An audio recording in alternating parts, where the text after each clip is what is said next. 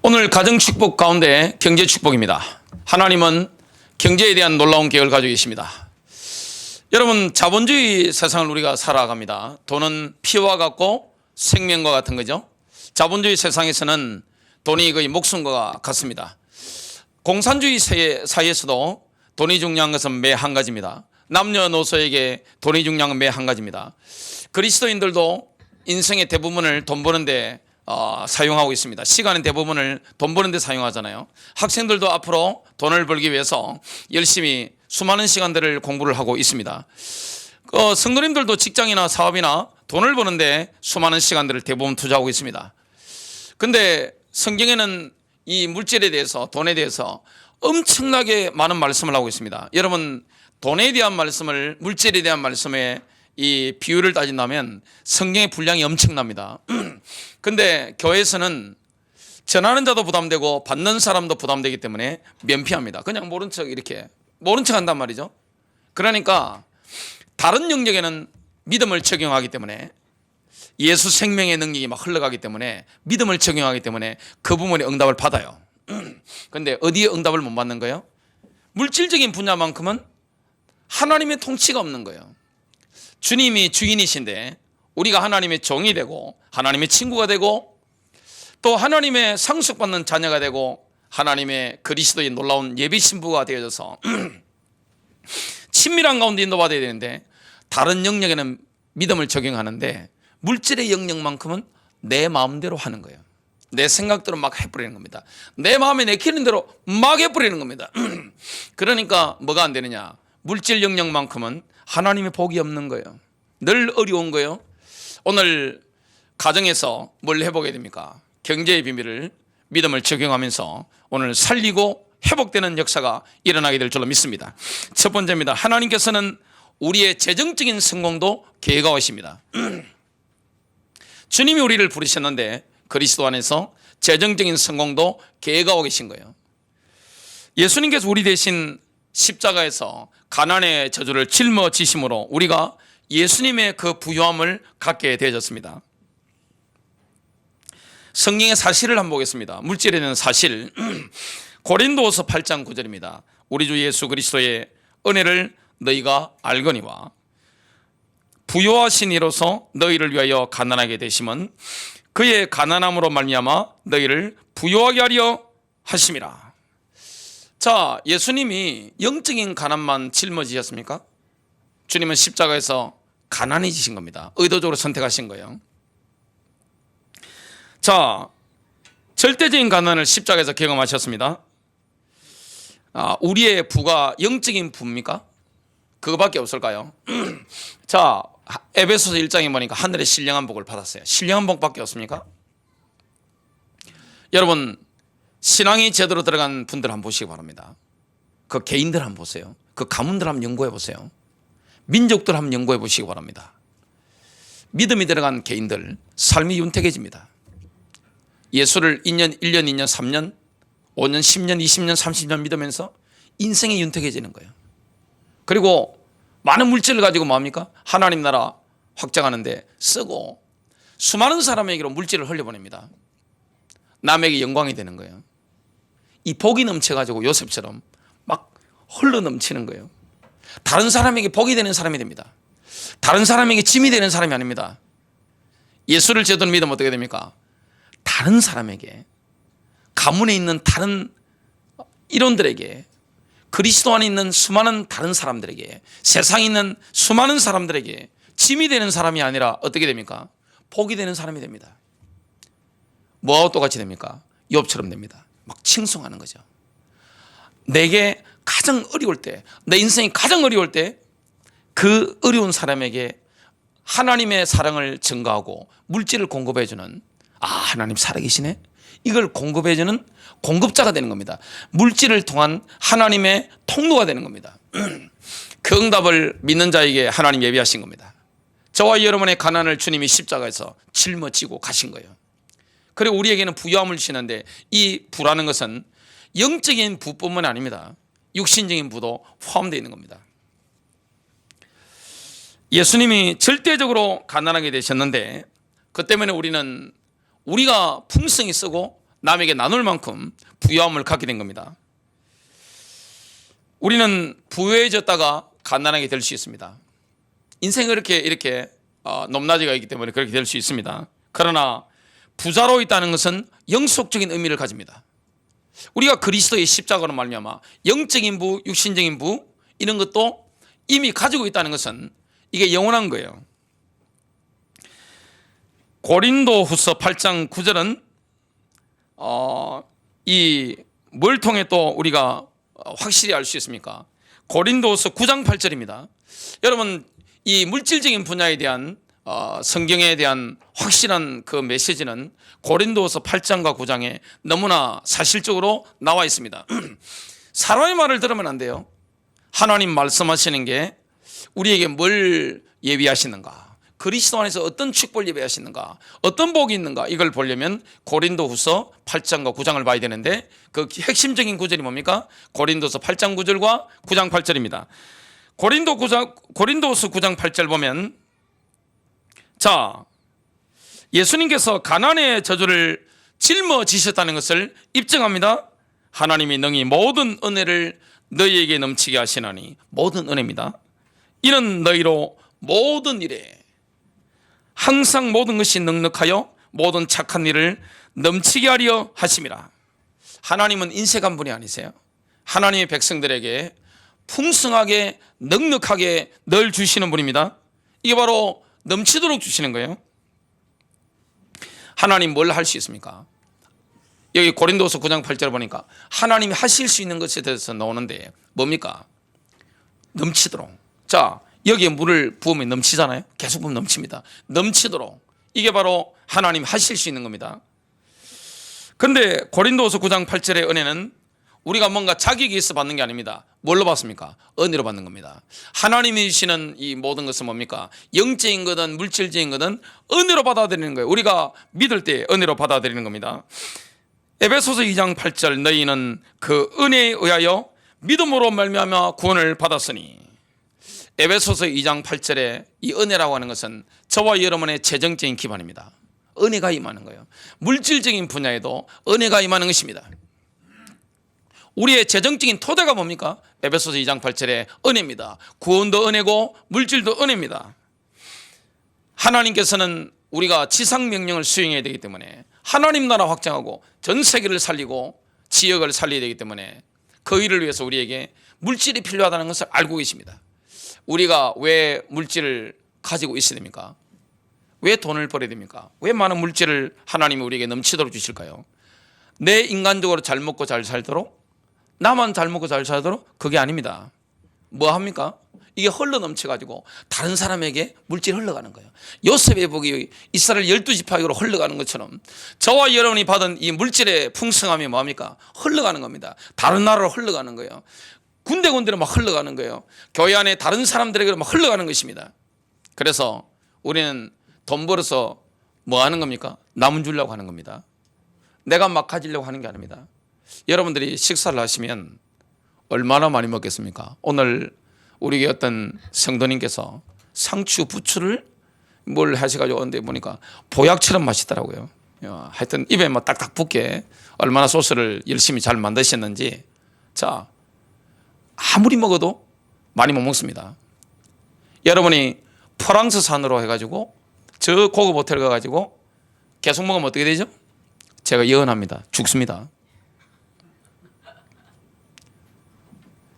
영국의 황제가 너무너무 오래 사신 분, 나라에 이렇게 오래 사시 건강하신 분이 있는가 싶어가지고 황궁으로 오라고 한 겁니다. 모셔놓고 거하게 식사를 이렇게 대접을 한 겁니다. 그러니까 이 연세 많은 분도 왕이 대접하는 거니까 맛있게 실컷 먹고 집에 돌아가셨는데 며칠 있다 즉사했습니다. 사람이 안 먹다가 많이 먹으면 갑니다.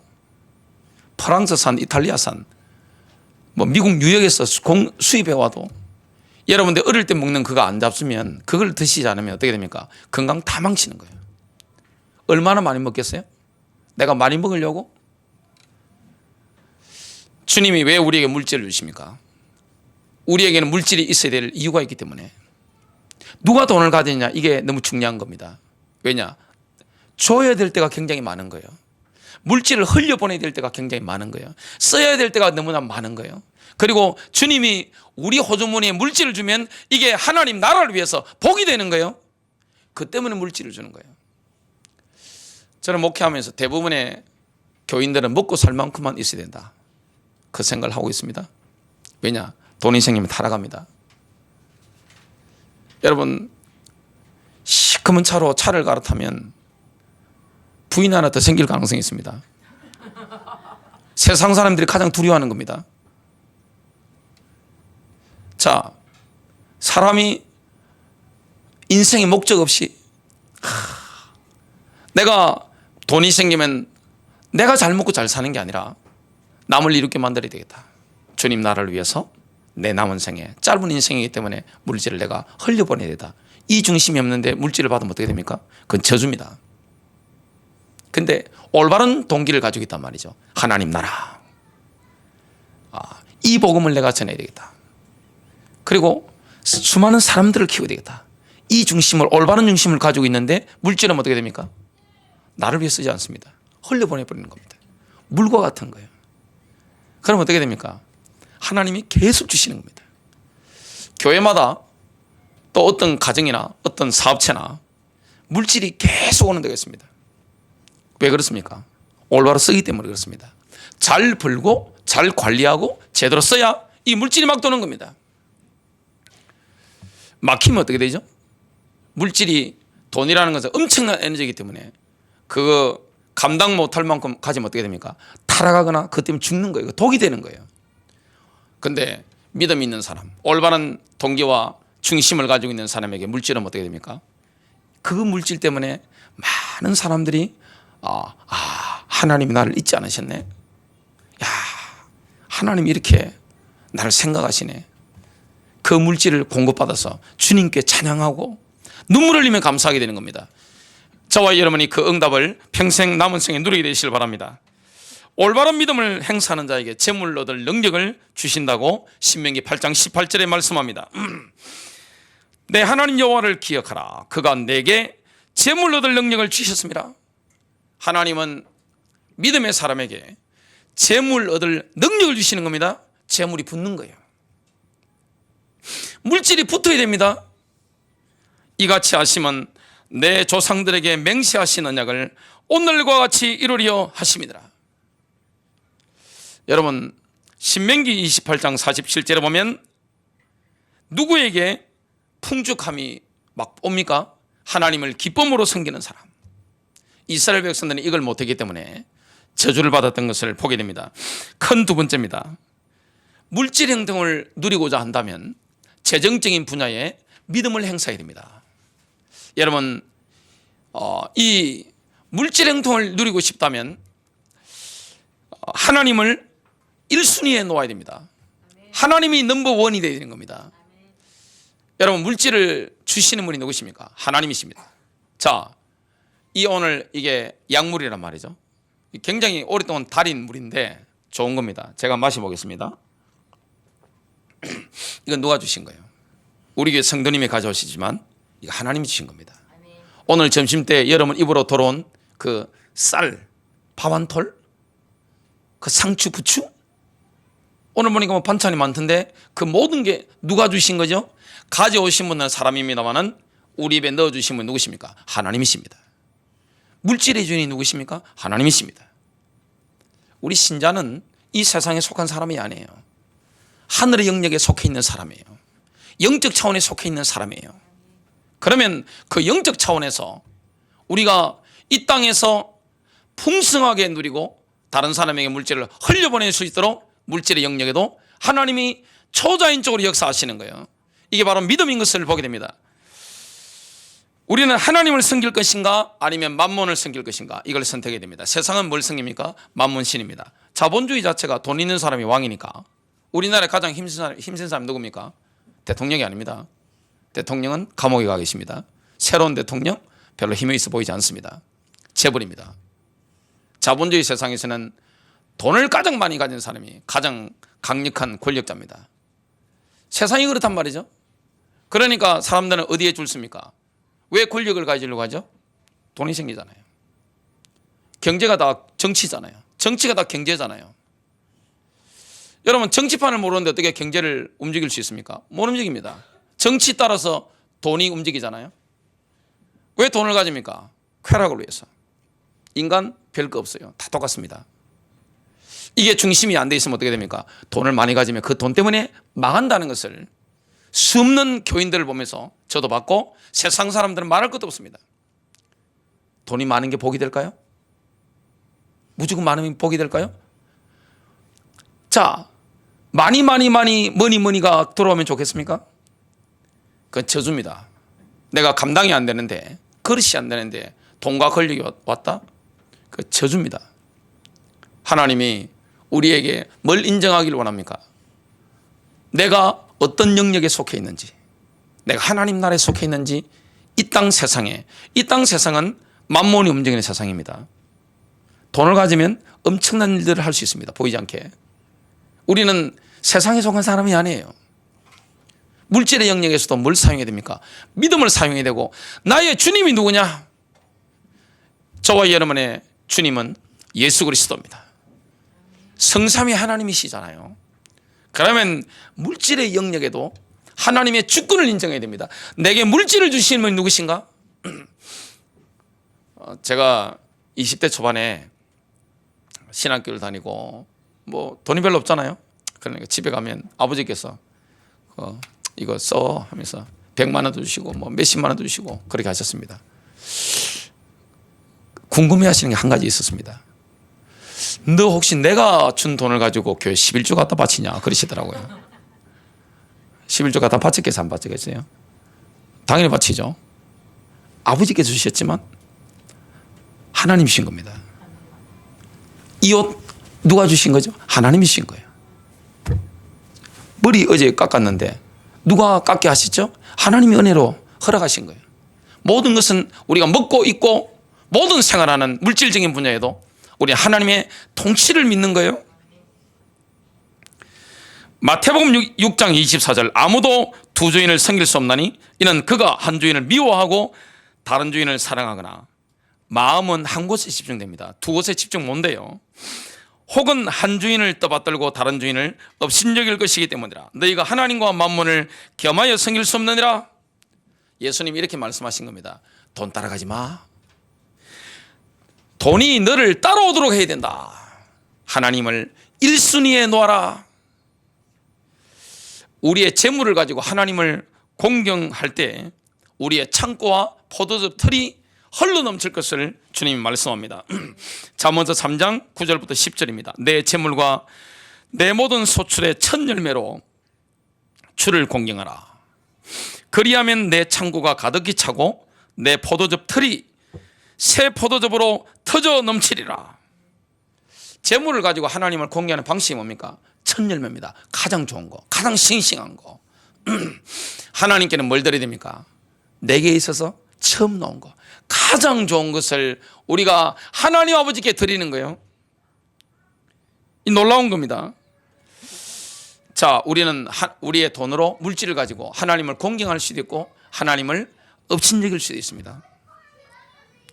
우리의 돈을 가지고 하나님을 1순위에 놓는 가장 성경적인 방법, 가장 실제적인 방법이 뭡니까? 그게 바로 11조입니다. 그래서 이 11조라고 하는 것은 뭡니까? 우리의 믿음에 대한 테스트입니다. 그리고 하나님께서 우리 인생을 얼마나 보살펴 주시는가, 하나님이 과연 하나님의 자녀를, 그리스도의 사람을, 하나님의 종을 과연 책임지시는가, 이걸 테스트해 볼 수 있는 겁니다. 엄청난 거죠. 11조는 아브라함 때부터 시작되었습니다. 아브라함 믿음의 조상입니다. 성경을 보니까 우리가 아브라함의 발자취를 따라가야 된다고 합니다. 아브라함은 모세 율법 이전의 사람이에요. 율법 시대 사람이 아니에요. 율법 이전부터. 그래서 11조라는 것은 영원한 겁니다. 히브리서 7장 8절 보니까 또 여기서는 죽을 사람들이 11조를 받으나. 자, 이 땅에서는 죽을 사람들이 11조를 받습니다. 교회에서 11조 받잖아요. 옛날 구약에도 11조 받았잖아요. 거기서는 살아계시다고 증거되신 분이 받는 것이로다. 우리가 11조를 드리는 것은 예수님께서 멜기세덱의 계율에 따른 영원한 대제사장이 되심을 인정하는 겁니다. 주님이 지금 하시는 일이 뭐죠? 대제사장입니다. 여기에 대한 인정이 뭡니까? 바로 11조입니다. 자, 우리가 이 11조가 세 가지가 있습니다. 레이 11조. 이건 뭡니까? 분업의 형태죠.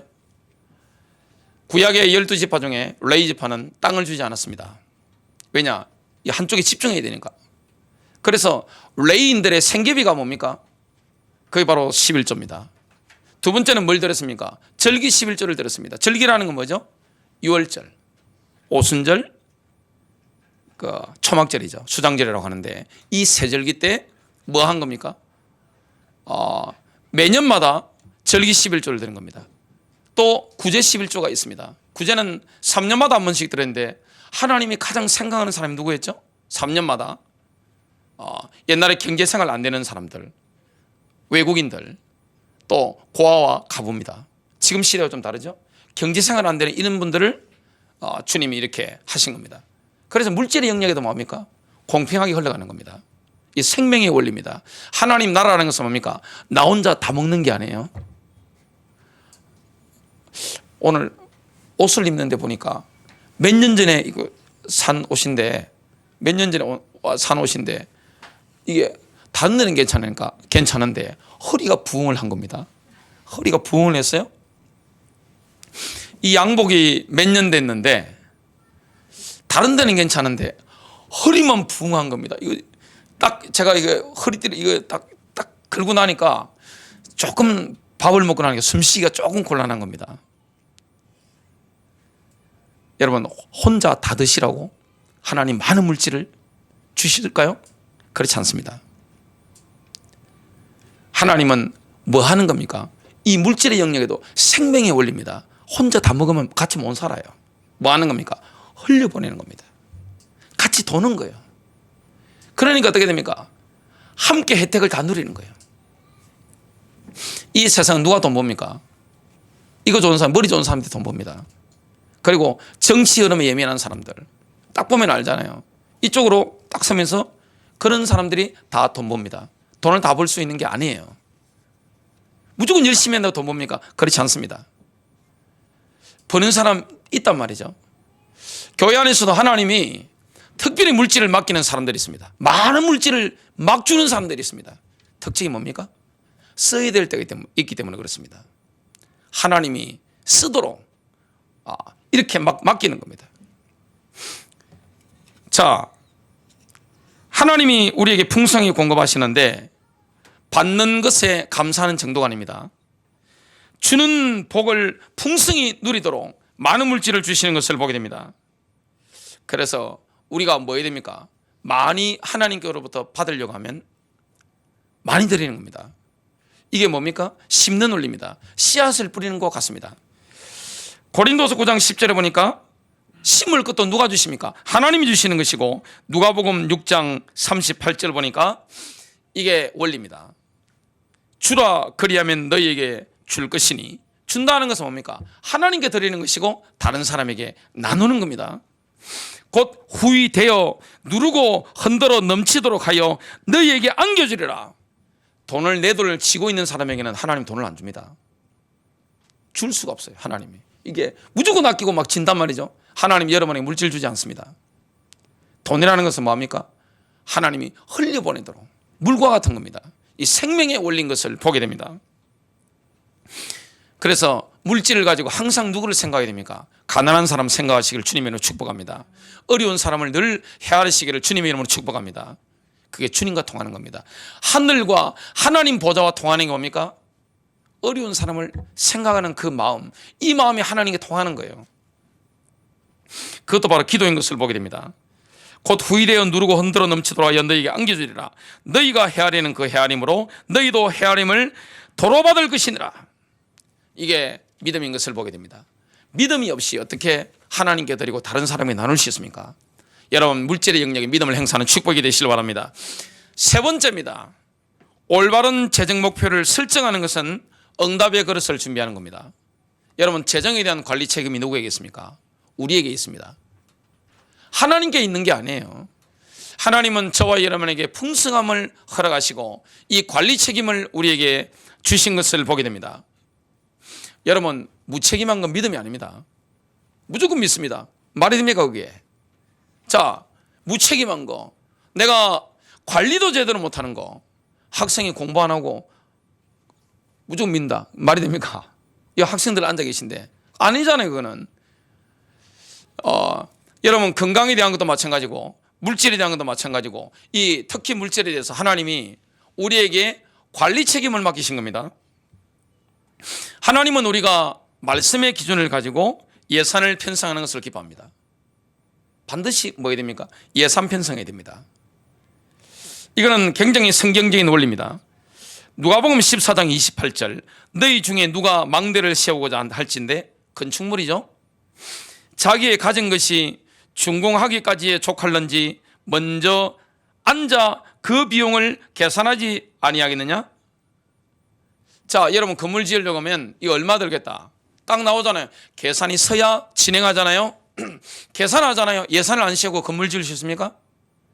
여러분, 설계도 이렇게 가져가지고 딱 하면 이거 얼마 든다, 평당 얼마 든다, 바로 딱 나옵니다. 대부분의 사람들, 많은 사람들은 뭡니까? 돈을 벌면 버는 족족 다 써버립니다. 예산 편성이라는 자체가 의미가 없는 인생을 살아갑니다. 어디에 씁니까? 요즘 보니까 게임 여기에 돈도 쓰고 또 옷 사는데 돈 많이 쓰고 또 외식하는데 이런데 돈을 소소한 곳에 다 써버립니다. 요즘 소소한 곳 돈 쓸 때가 얼마나 많습니까? 돈이 항상 부족하다 그럽니다. 그러한 잘못된 소비 습관을 절제하는 훈련을 해야 됩니다. 마음에 내킨다고 막 써버린다, 이걸 절제하는 훈련을 해야 됩니다. 그래서 성령의 사람은 작은 돈을 모아서 크게 불려나간단 말이죠. 이게 하나님 나라의 원리인 것을 보게 됩니다. 사람이 꿈이 있으면 자기 절제가 가능합니다. 여러분, 뭘 집을 짓거나 뭘 하는데 뭘 내가 목표를 가지고 있다, 꿈이 있다, 그러면 어떻게 됩니까? 자기 절제가 가능한 겁니다. 왜냐? 써야 될 때가 분명히 있기 때문에 그런 겁니다. 우리는 뭐합니까? 가정 경제를 기업 경영하듯이 수지를 맞춰가지고 이게 수익과 지출을 따져가면서 경영을 해 나갈 줄 알아야 됩니다. 여러분, 올바른 예산을 편성하고 그 예산대로 살아가게 되면 재정적인 안정을 가지게 됩니다. 여러분, 재정적인 안정과 영적인 안정은 굉장히 밀접한 관계가 있습니다. 여러분, 재정적인 안정이 안 되면 영적인 안정이 거의 안 되는 것을 보게 됩니다. 저는 늘 설교를 하니까 사람들, 성도님들 눈을 보면서 제가 설교를 하잖아요. 그러면 눈에 초점이 설교자에게 없는 분들이 한 번씩 나타납니다. 제가 안산 와서 한 10년 동안 보면서 한 번씩 느꼈습니다. 저를 보고 있는데 보고 있는 게 아니에요. 뭐 하고 있느냐? 돈. 오직 그거밖에 없습니다. 하나님, 돈 이거밖에 없어요. 여러분, 재정적인 안정이 안 되면 영적인 안정도, 신앙쟁이도 어떻게 됩니까? 뿌리가 흔들립니다. 신앙을 파괴하는 것 중에 한 가지가 뭡니까? 재정적인 붕괴입니다. 이 관리 책임을 하나님 누구에게 맡겼어요? 이 하나님 뭐 알아서 하겠어 이러면 안 됩니다. 내가 신앙 안에서 관리하는 이게 책임을 가지고 있어야 되는 겁니다. 돈을 버는데 버는 족족 소소한 일에 외식한다든지 옷 사입다든지 이런데 그냥 마음에 내킨 대로 막 다 써버리고 전혀 모아놓은 게 없어요. 그럼 뭐가 흔들립니까? 재정적인 안정이 흔들리면 영적인 안정도 뿌리가 흔들립니다. 돈.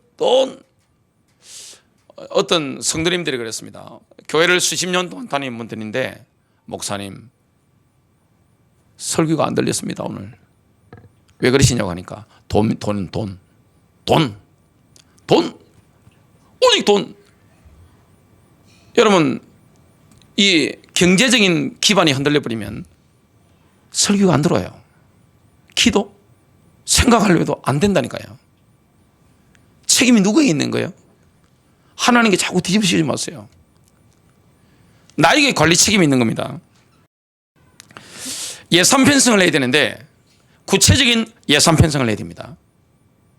막 짜놓고 그냥 억지로 맞추는 건 아닙니다만은 이런 원리를 알고 있어야 우리가 유도리 있게 이렇게 물 흐르듯이, 주님이 우리를 막 구속하고 이런 분은 아니잖아요. 우리에게 뭘 존중해 주십니까? 인격을 존중해 주세요. 돈을 가지고 너 임마 이렇게 써야 돼 이런 거 없잖아요. 하나님 어떻게 하십니까? 이렇게 하면 안 좋겠니? 물질을 가지고 나를 1순위 놓으면 안 좋겠니? 좋잖아. 내가 너한테 막 줄 테니까. 이 물질을 가지고 좀 절제하고 남을 위해 쓰는 게 안 좋겠니? 주님은 제안을 하신단 말이죠. 선택 누구 하는 거예요? 내 마음이 하는 겁니다. 그래서 내 마음 관리를 잘 해야 되는 겁니다. 마음 내키는 대로, 돈을 버는 대로 막 소소한 일에 다 써버리고 나중에 중요한 일을 할 때 돈이 전혀 없어가지고 예배 시간에 돈 기도해야 되는데 돈 운전해 가는데 아이고 심장이야. 교인들 그런 분 너무 많아요. 이거 제가 직접 들은 겁니다. 교회 뭐 장로 뭐 안수입사 뭐 할 것 없이 하나님 돈, 설교실에 앉아있는데 눈이 돈 돌아버립니다. 생각이 돌아버려요. 전혀 안 들어옵니다. 오늘 저와 여러분이, 하나님은 우리에게 뭘 약속했습니까? 풍성함이에요. 넘치는 은혜요. 물질에 넘치는 겁니다. 왜 그렇습니까? 하나님을 공경하고 그 물질을 가지고 정말 우리가 하나님 나라를 위해서 쓰도록 이렇게 하시는 겁니다. 자, 예산 편성에 보면 세금은 합법적으로 내는데 과도하게 뜯기지는 말아야 됩니다. 그래서 절세하는 방법을 찾아내야 되죠. 주거 비용은 총 수입의 30% 선에서 결정해야 됩니다. 주거가 안정돼야 되죠. 40%가 넘어가면 다른 항목을 줄여가야 됩니다. 이거는 성경을 연구한 학자들이 다, 뭐 기독교 2000년 흘러왔으니까 다 이렇게 구체적으로 연구한 것들이죠. 식생활 비용은 수입의 12% 선에서 절제해야 됩니다. 식비를 통제하기 위해서는 뭐 해야 됩니까? 구체적인 매뉴얼을 적어야 됩니다. 내가 뭘 먹는가 이거 적어놔야 됩니다. 자동차 유지비는 자신의 분수에 맞게 살아야 되는데 총 수입의 15%를 넘으면 안 되는 거죠. 절제해 나가야 됩니다. 가족들이 가입하는 각종 보험은 수입의 5% 선이면 적절하죠. 신용카드를 사용 많이 하잖아요. 이게 신용카드를 사용하는데 여기서 뭐가 발생합니까? 다음 달에 아니면 계속해서 빚이 발생하죠. 수입의 5%선 안에서 절제해 나가야 됩니다. 만일에 신용카드가 수입의 15%를 넘었다, 그거는 빨간불 도는 겁니다. 위험 신호입니다. 성경은 돈을 빌리는 것을 제약시하지는 않습니다. 그러나 현명하다, 지혜롭다고는 절대 말씀하지 않습니다. 빚을 진 상태는 하나님 뭐라 말씀합니까? 저주받은 상태라고 말씀합니다. 빚에서 해방되었다, 그거는 축복의 상태라고 말씀합니다. 여러분, 돈을 빌려줘야 될 만한 상황에 처하면 어떻게 됩니까? 받을 생각하지 마십시오. 그냥 이거는 준다는 마음으로 해야 됩니다. 교회 안에 돈을 누구한테 꼭 빌려주고 싶거든 주는 마음으로 하시기 바랍니다. 그것 때문에 돈 하고 앉아 계시면 안 됩니다. 돈 빌려주지 마시고, 만일에 내가 인간관계상 돈을 안 빌려주면 안 된다, 그때는 어떻게 됩니까? 돈을 그냥 준다는 심정으로 이렇게 해야 됩니다. 그거는 예수님 말씀에 나오는 겁니다. 그냥 주는 것이 더 바람직하다, 그 말씀하기 때문에 여러분들이 줄 수 있는 만큼만 이렇게 빌려주면 됩니다. 여러분, 빚진 것이 있다, 뭐 해야 됩니까? 빨리 갚아야 됩니다. 이게 지금 성경에 전부 다 나오는 겁니다. 자문서에 나오는 거죠. 성경에는 뭐가 나옵니까? 절대 보증 서지 말라고 합니다. 너가 보증 서면 너는 덫에 걸린 거야.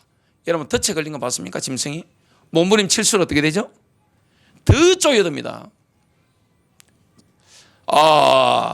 그 사람이 그럴 사람이 아닌데, 돈이 거짓말 합니까? 사람이 거짓말 합니까? 그 사람이 그럴 사람이 아닌데 말이야. 어리석은 겁니다. 하나님 하지 말라고 하는데 왜 보증을 씁니까? 돈을 빌린다는 것은 뭡니까? 하나님께서 내 삶에 초자연적으로 역사하실 기회를 내 발로 뭐합니까? 스스로 걷어차버리는 것 같습니다. 그게 돈을 빌리는 겁니다. 그래서 신용카드 사용을 절제해야 됩니다. 신용카드가 뜻이 뭐죠? 크레디트 카드. 신용인데 뭐 좋은 말이잖아요. 크레디트. 이 영어를 파고 들어가면 뜻이 뭡니까? 빚카드입니다. 빚.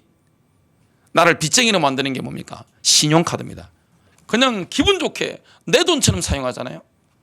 만일에 여러분 형제 돈을 내 돈처럼 그렇게 썼다. 어떻게 될까요? 형제 간의 의절입니다. 근데 은행에서 신용카드 막 쓰라고 하니까 이거 내 돈처럼 막 쓴단 말이죠. 현금 같으면 그렇게 쓸 수 있겠어요? 못 씁니다. 이다 빚으로 남으니까 어떻게 됩니까? 채무자가 되어버리는 겁니다. 하나님 나라를 위해서 내가 어떻게 헌신하겠어요? 내가 돈에 늘 쫓기고 돈 기도만 하려면 돈, 설교만 들으려면 돈, 성경책 보려면 돈인데 신앙생활이 되겠어요? 안 돌아옵니다. 재정적인 기반이 흔들려 버리면 신앙의 토대 자체가 뿌리가 흔들릴 수 있습니다. 이 관리 책임을 하나님 우리에게 맡기신 것을 보게 됩니다. 유흥비는 어느 정도 해야 됩니까? 5%에서 절제해야 됩니다. 휴가 가는 것 성경이 굉장히 장려합니다. 좋은 거예요. 하나님은 우리가 누리고 즐기는 거 좋아하십니다. 근데 어떻게 가면 제일 좋습니까? 비수기라든지 뭔가 찾아서 전략하는 방법을 찾아야 되죠. 의복비 수입의 5%를 초과하지 않도록 뭐 할인 매장을 찬다든지 아울렛 좋은 거 많으니까 신경을 써야 됩니다. 또 최소한 월 수입의 10%는 뭐 해야 됩니까? 저축을 하거나 투자를 해나가야 됩니다. 그래서 믿음의 사람들에게는 항상 뭐가 있습니까? 여분의 돈이 있습니다. 믿음의 행사를 잘한 거예요. 관리를 잘한 거예요. 항상 돈이 있는 것을 보게 됩니다. 의료비는 수입의 5%에서 확보해 나와야 됩니다. 또 월 수입의 8% 정도는 기타 예비비로 준비해 놔야 됩니다. 가정경제는 부부가 있다면 부부가 함께 예산을 세우고 같이 운영해 나가야 됩니다. 한 명이 했을 때는 나중에 위기를 만날 가능성이 있습니다. 같이 기도하면서 인도받아야 됩니다. 예산 세우지 않고 나는 되는 대로 산다.